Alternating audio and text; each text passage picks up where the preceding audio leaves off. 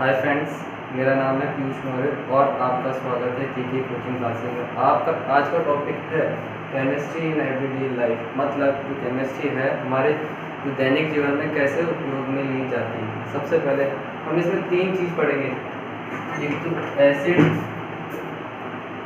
Base और salt के बारे में बात करेंगे। जनरली सबसे पहले हम बात करते हैं एसिड। एसिड होते क्या हैं, ठीक है। तो एसिड की बात करते हैं। सबसे पहले on the basis of taste की बेसिस पे साफ करें तो ये होते हैं खट्टे। स्वाद में कैसे होते हैं? खट्टे होते हैं, ठीक है। दूसरी बात करें लिटमस टेस्ट की,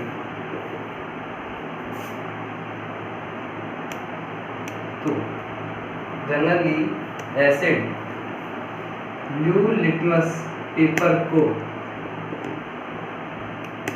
रेड लिटमस पेपर में बदल देते हैं, ठीक है। और बात करें तीसरी सॉल्युबिलिटी, तो acids are soluble in water। और चौथा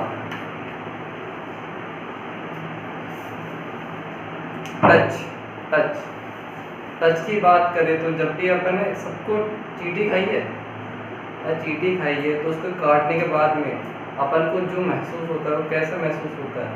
वो होती है जलन, बर्निंग जैसा महसूस होता है। तो तीसरा बर्निंग और टच, ठीक है।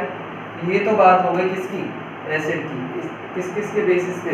टेस्ट के बेसिस पे, लिटमस टेस्ट के बेसिस पे, सॉल्युबिलिटी के बेसिस पे और टच के हिसाब से, ठीक है।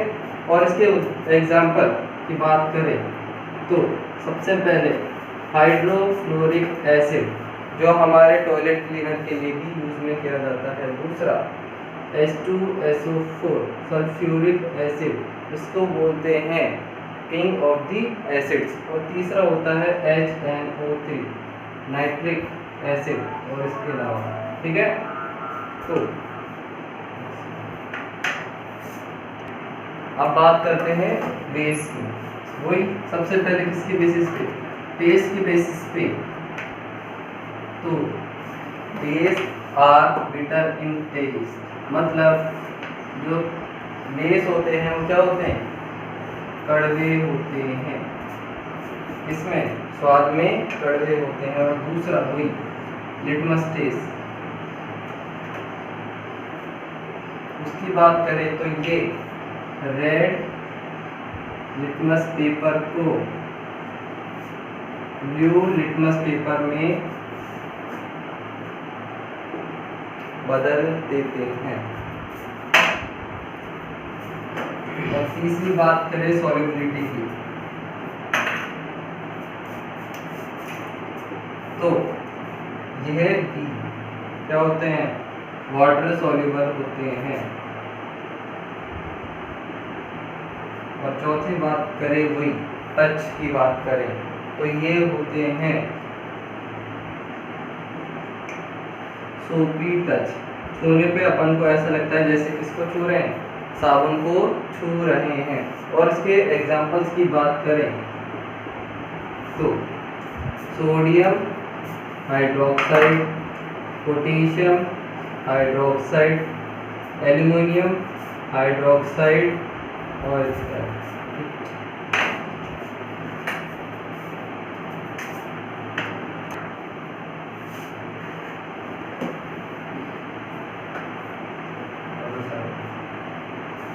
अब बात करते हैं सॉल्ट्स की। तो सॉल्ट्स कैसे बनते हैं? जनरली एसिड और बेस के रिएक्शन कराते हैं तो बनता है सॉल्ट प्लस वाटर। हिंदी में बात करें तो अम्लों की अभिक्रिया क्षार से करवाने पर लवण व जल बनता है। इस अभिक्रिया को बोलते हैं इस न्यूट्रलाइजेशन रिएक्शन। और हिंदी में बात करें तो उदासीनीकरण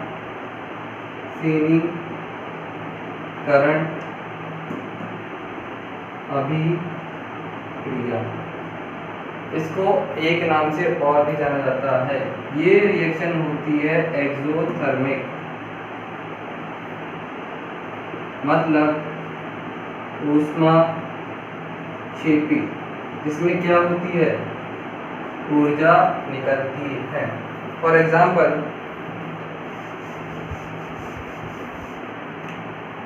जब हाइड्रोक्लोरिक एसिड इससे रिएक्शन करता है NaOH से, तो ये बनाता है NaCl प्लस वाटर। इसको बोलते हैं कॉमन सॉल्ट, खाने का नमक। ठीक है, अब बात करते हैं भाई, यहाँ पे एसिड बेस लिया है, तो क्या स्ट्रॉन्ग एसिड लेने पे और स्ट्रॉन्ग बेस लेने पे क्या बनेगा, तो स्ट्रॉन्ग एसिड लेने से और स्ट्रॉन्ग बेस लेने से हमारा जो क्या बनेगा सॉल्ट, वो कैसा होगा, न्यूट्रल होगा। एक दूसरे के जो नेचर को क्या कर देंगे, क्रॉस कर देंगे।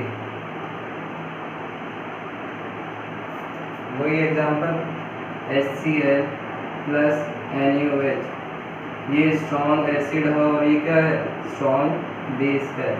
ये क्या बनाएंगे, NaCl प्लस H2O। ये तो बात हो गई किसकी, जब दोनों ही स्ट्रॉन्ग है।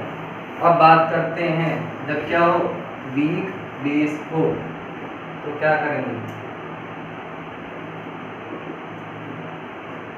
वो सॉल्ट तो बनाएगा ही बनाएगा, उसके साथ भी वाटर बनेगा, लेकिन इस बार जो सॉल्ट की नेचर होगी वो कैसी होगी, एसिडिक होगी, क्योंकि अपने पास क्या है, स्ट्रॉन्ग एसिड है। HCl प्लस NH4OH की रिएक्शन कराते हैं तो बनता है NH4Cl प्लस H2O। इसकी जो नेचर होगी वो क्या होगी, एसिडिक नेचर होगी। ठीक है, अब बात करते हैं तीसरी,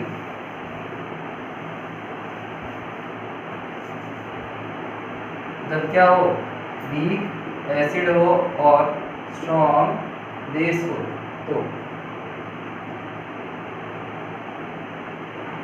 अब वीक एसिड कौन सा ले, CH3COOH प्लस NaOH। ये क्या है, वीक एसिड है और ये क्या है, स्ट्रॉन्ग बेस है। तो ये बनाएगा CH3COONA प्लस H2O माइनस और ये प्लस। अब इसकी जो नेचर होगी वो क्या होगी, बेसिक होगी। अब दुर्बल हो गए तो क्या हो गए, वो एक दूसरे की प्रकृति को क्या कर देंगे, क्रॉस कर देंगे। ठीक है,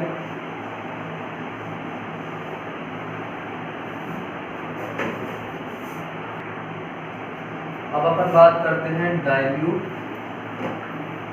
और कंसंट्रेटेड सॉल्यूशन की, मतलब तनु व सांद्र विलयन की। तो if the quantity of water is greater than the quantity of acid and base, then the solution is known as diluted। ठीक है, और इसकी बात करें, इसमें इसके बिल्कुल अपोजिट होगा। इसमें किसकी क्वांटिटी ज़्यादा होगी, एसिड और बेस की क्वांटिटी ज़्यादा होगी। If quantity of acid and base in quantity of acid and base is greater than the quantity of water, then the solution is known as concentrated. ठीक है, अब बात करते हैं, ये हो गया डाइल्यूट और कंसंट्रेटेड की बात। थोड़ी सी उसकी सॉल्ट्स के प्रॉपर्टीज देख लेते हैं। सबसे पहले properties of salt. Generally salts के हाई मेल्टिंग पॉइंट और बॉइलिंग पॉइंट होते हैं, मतलब गलनांक व क्वथनांक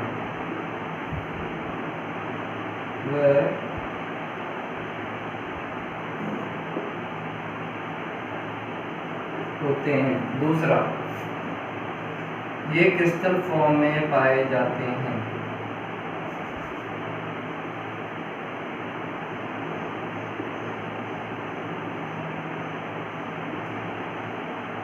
जब अपन समुद्र से निकालते हैं तो ये किस तरह की फॉर्म में जाते हैं। इसके साथ कुछ मॉलिक्यूल्स वाटर के जुड़े रहते हैं, जिसे हम कहते हैं क्रिस्टल वाटर। जब हम सॉल्ट का यूनिट फॉर्मूला लिखते हैं तो उसके साथ इसको भी दर्शाते हैं। जैसे इसमें ये 10 मॉलिक्यूल्स किसके जुड़े हुए हैं, वाटर के जुड़े हुए हैं, जिसे अपन क्या कहते हैं, क्रिस्टल वाटर।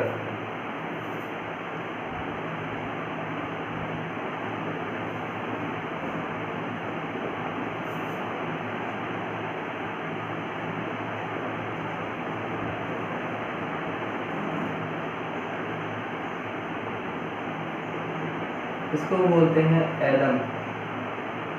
ये वाटर प्यूरिफिकेशन में काम आता है। और इसको बोलते हैं जिप्सम।